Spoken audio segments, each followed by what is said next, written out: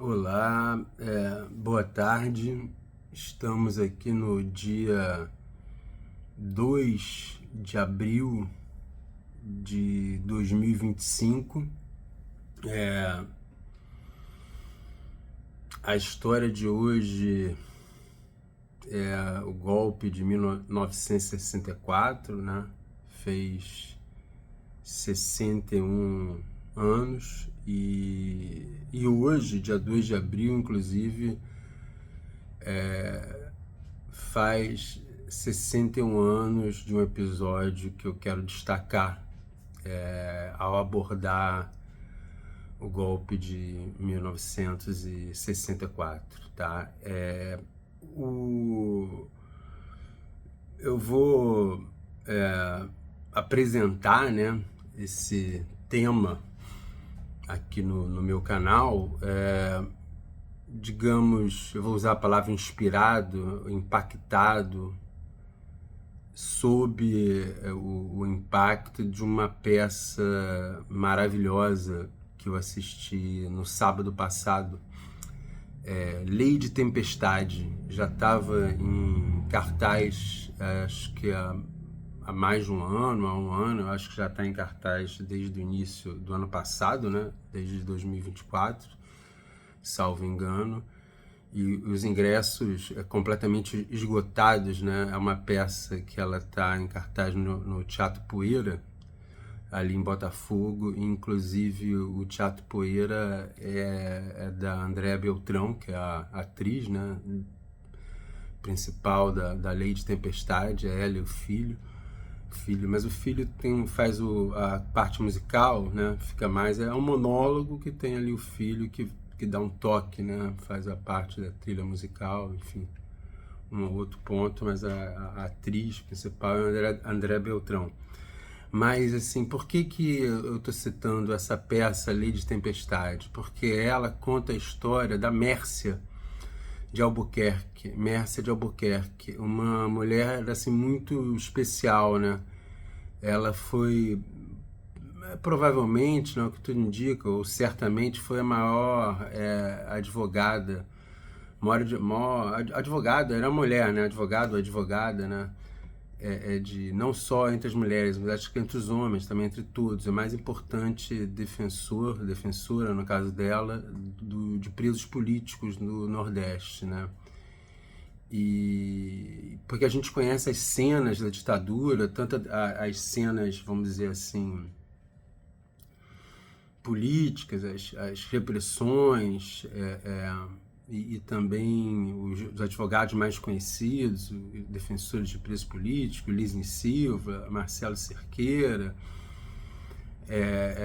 o Sobral Pinto, que fazia essa defesa desde do Estado Novo, né?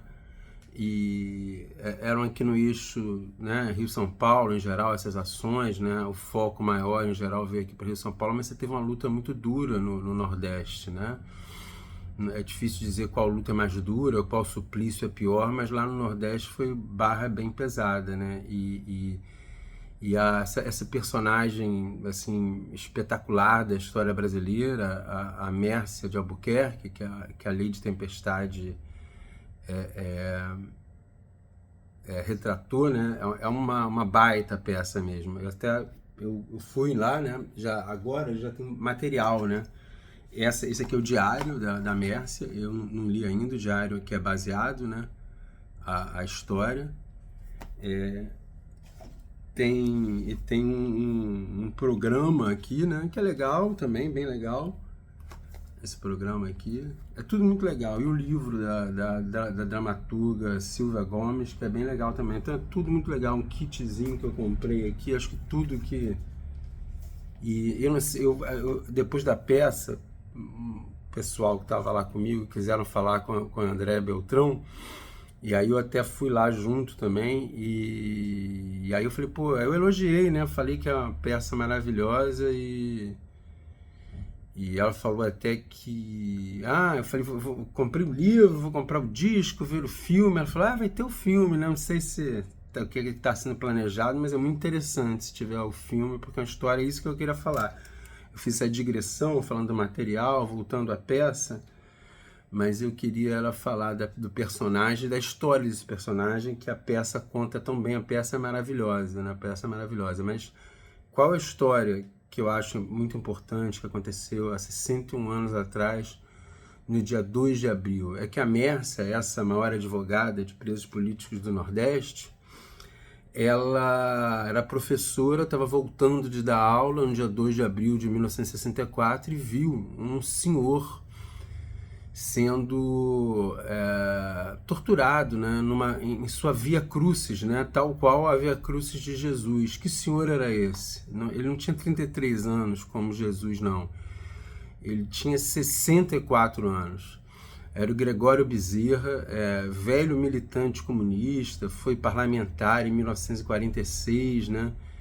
E no dia 2 de abril prenderam o Gregório Bezerra, queimaram os pés dele com soda cáustica, fizeram ele encaminhar sob britas para ferir bastante os pés, e depois amarraram ele com 3 cordas, né, pelo pescoço, e arrastaram ele com os pés sangrando. Ele foi torturado em via pública, né? E a população todo mundo ficou chocado, ninguém falou nada. Foi uma coisa muito brutal, né?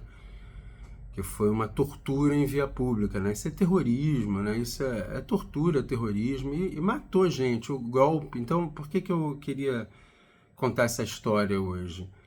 E por que eu achei que a Lei de Tempestade, essa peça, é muito feliz e está sendo e pode ser muito importante para o Brasil se conhecer, se entender, né? Porque a produção artística sobre esse nosso passado presente, né? Por que é um passado presente? Porque agora, enquanto a gente está conversando, né?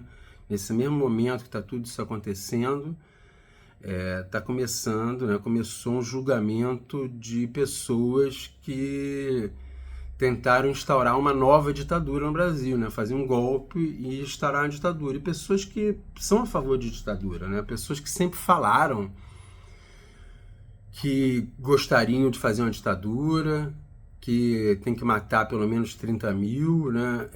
E que é a favor de tortura, que tinham como ídolo da ditadura, não só gostavam da ditadura que teve no Brasil em 64, como tinham como ídolo justamente os torturadores, né? Um torturador em especial, né? O Carlos Alberto Brilhante Ustra.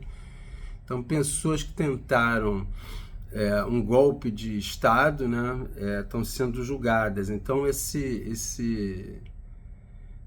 tem várias frases muito boas na peça, né? Essa lembrança do Gregório Bezerra, por que ela é importante? Para mostrar que desde o início a ditadura torturava, desde o início a ditadura era terrorista. Em 2 de abril de 1964, né, há 61 anos atrás, um senhor de idade, 64 anos, estava sendo torturado publicamente nas ruas do Recife. Não havia crucis como Jesus, né? E os suplícios já estavam começando a ser cometidos. As perseguições injustas já estavam acontecendo, pessoas sendo demitidas, né? Os grupos legalistas dentro do exército sendo expurgados, todo mundo que era democrático estava sendo afastado, né? Dentro do exército mesmo, né? Teve pessoas do exército que disseram: eu sou contra dar um golpe. E aí você foi afastado, foi punido, né? Então, várias perseguições aconteceram, pessoas sendo torturadas. Então, não é verdade que a tortura, que depois piorou, que a partir de 68 o regime ficou mais fechado. Não é verdade que isso aconteceu por culpa da resistência armada à ditadura, né? Na verdade, a resistência armada foi para muitos a única alternativa, né?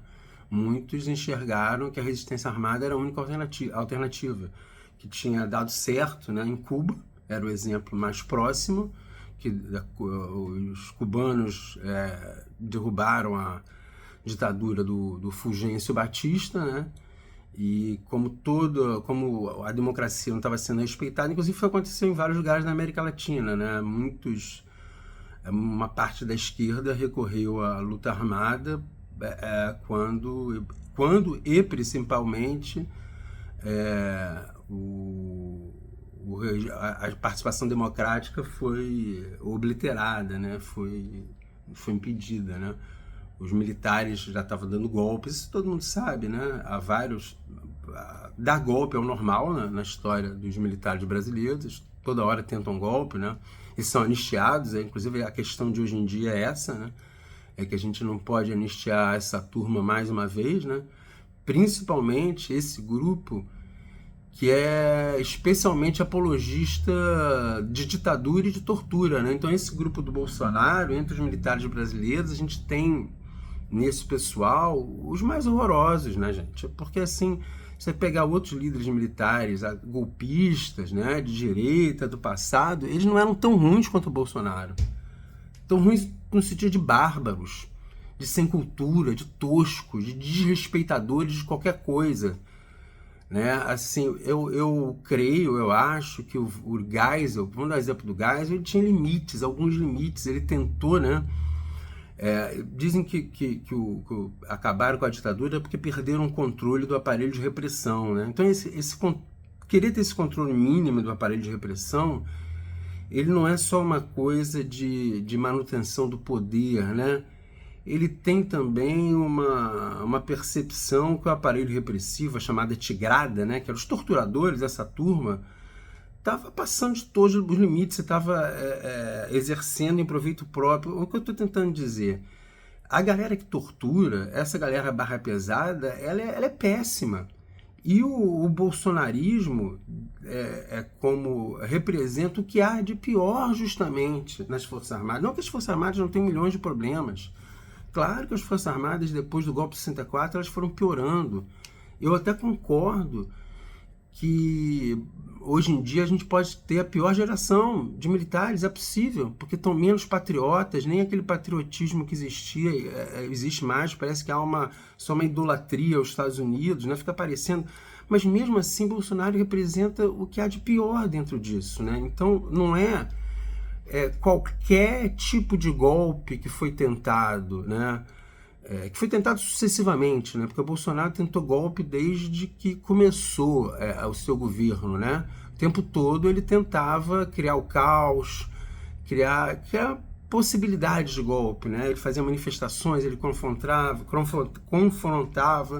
ele ia, tentava mais, recuava, né? Aqueles movimentos dele, mas que sempre são movimentos para tentar uma desestabilização e concentrar poder. Não conseguiu, teve que entregar poder ao parlamento, né? O orçamento secreto nasceu disso, que ele entregava, talvez o maior escândalo de corrupção sistêmica da história do Brasil, provavelmente, foi entrega, foi uma usurpação que o próprio partido executivo, para se manter no poder frente a todos os absurdos que fazia, todas as tensões... E absurdos tanto na área do genocídio, né? A gente nunca pode esquecer que o Brasil tem 2% da população mundial e teve 11% das mortes, né, por Covid, então houve um genocídio ali, né? E outros desmandos, o Bolsonaro, para conseguir se manter, né, na presidência e tentar dar um golpe, né, que é a única maneira que ele conseguiria se manter, né? Ele perdeu as eleições, mas a ideia de golpe é uma constante na vida dele, inclusive, né? Eu até brinquei outro dia dizendo que o Bolsonaro, ele nasceu, né, quando falou para a mamãe, a primeira palavra que ele falou para a mamãe foi golpe, golpe, golpe. Foi antes de falar mamãe, ele falou golpe.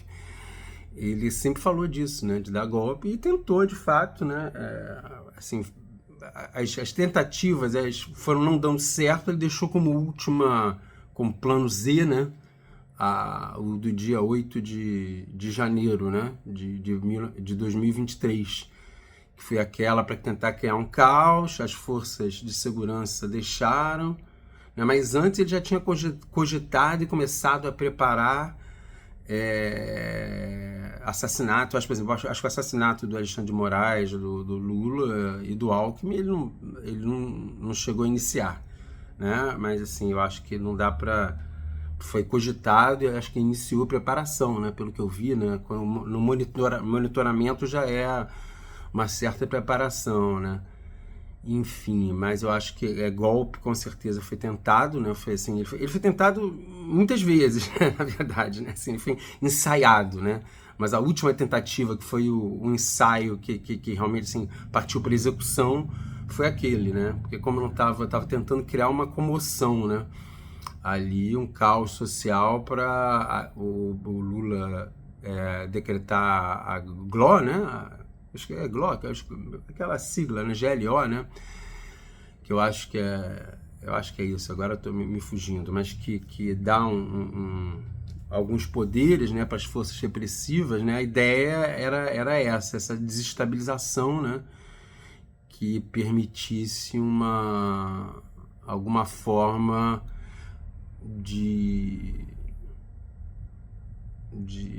manutenção, né, do partido militar, vamos dizer assim, no poder, né, porque muita gente enxerga o Bolsonaro como representante do partido militar, isso é verdade, né, mas eu volto a dizer, na sua pior faceta, né, não que as outras facetas sejam boas, né, o militar não tem que ser um partido que se mete na política, né, que exerce qualquer tutela sobre a população civil, porque essa tutela é uma tutela meio de terror, né? Porque é uma tutela tipo assim, eu tenho as armas, vocês têm que fazer isso ou aquilo, né?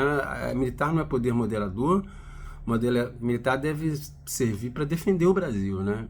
E não para virar suas armas contra a população brasileira, que é o que os militares mais fazem, né? É muito triste isso, né? E eu não tenho nada, eu acho que, sim, exatamente.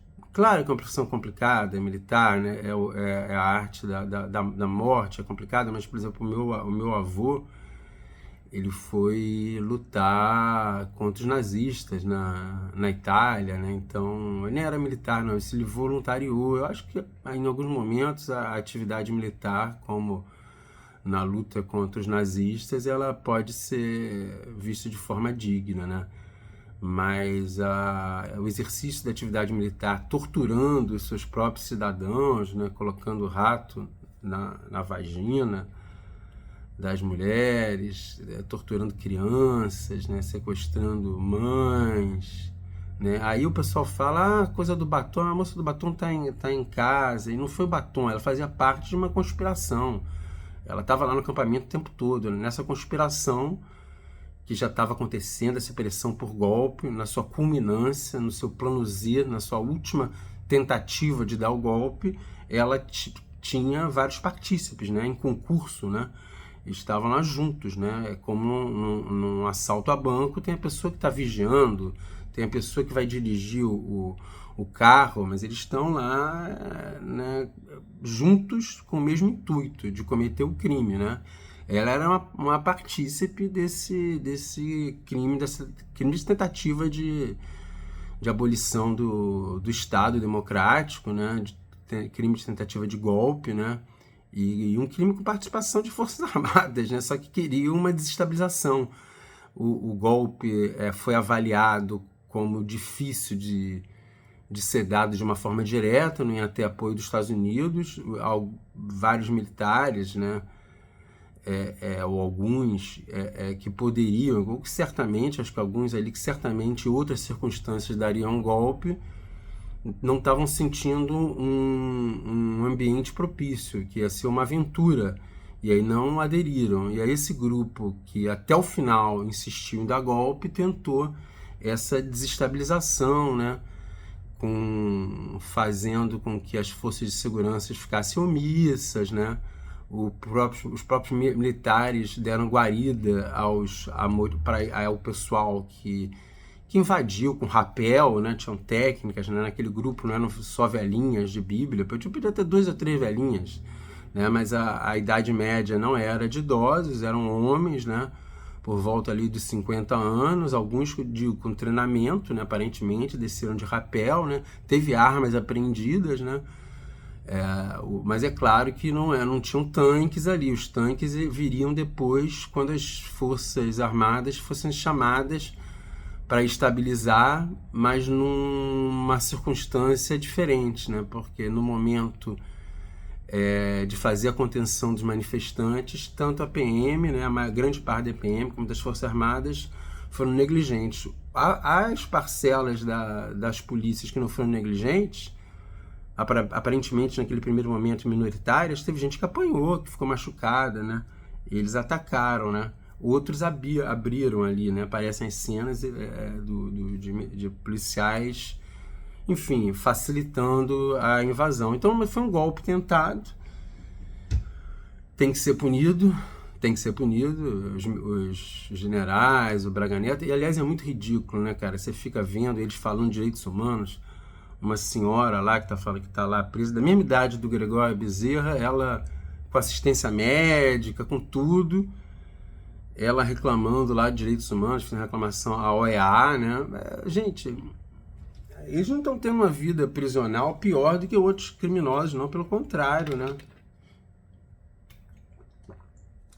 E a ditadura que eles defendem, gente, tava torturando, gente. Como que eles vão dizer que isso é ditadura? O pessoal que defende o regime de 64, que torturava, cortava as pessoas, dava choque no ânus, choque no pênis, estuprava até criança, grávida. Tem uma jornalista que até é de direita, mas como ela passou por isso na ditadura, ela na área de economia era super liberal, mas na área de direitos humanos ela viveu na carne, porque ela grávida foi colocada num buraco escuro junto com cobras, entendeu? Então, assim, eu acho muito louco esse pessoal que está reclamando de ditadura do STF agora, que quando tenta dar um golpe são presos e estão sendo bem tratados, têm direito a tudo. Eles reclamam, no início lá eles reclamaram que a refeição no cardápio não mudava. É tipo assim, não estou dizendo que seja exatamente isso, mas é quase falar assim, meu estrogonofe hoje veio sem champignon, não teve batata palha, sabe, assim, eles estão bem tratados, tem assistência médica, aí essa senhora está com depressão, gente, pelo amor de Deus, está com depressão, todo mundo com depressão, eu estou com depressão. Assim, é diferente de tortura, gente, ditadura é diferente de tortura. Quer dizer, tortura, ditadura, tem tortura. Isso aqui, o que estão chamando de ditadura da STF, tem direito. O cara lá se defende, está lá se defendendo, vai preso e tem assistência médica na prisão. Não estou dizendo que as prisões brasileiras sejam boas, não, mas quem sempre criticou a condição da prisão foi a esquerda, e essa direita dizia que criminoso tem que ter pena dura mesmo, né? Então, quer dizer, a mesma galera que defende uma ditadura que torturava barbaramente, chama de ditadura o atual regime, que eles têm direito à defesa, que eles têm atendimento médico na prisão, porque está com depressão, entendeu? Então, assim, é essa situação que a gente vive, né? E eu fico preocupado se as pessoas não entenderem isso, né? Será que a população brasileira compreende o que foi ditadura, né? Muita gente vai dizer com razão, uma parte da população brasileira, a ditadura nunca acabou, né? A ditadura nunca acabou na favela, né? Isso é verdade. Então você vê como isso cria uma dificuldade ainda maior, né? Não sei se se está claro, se vocês enxergam como eu, a dificuldade que existe no mundo hoje, como a compreensão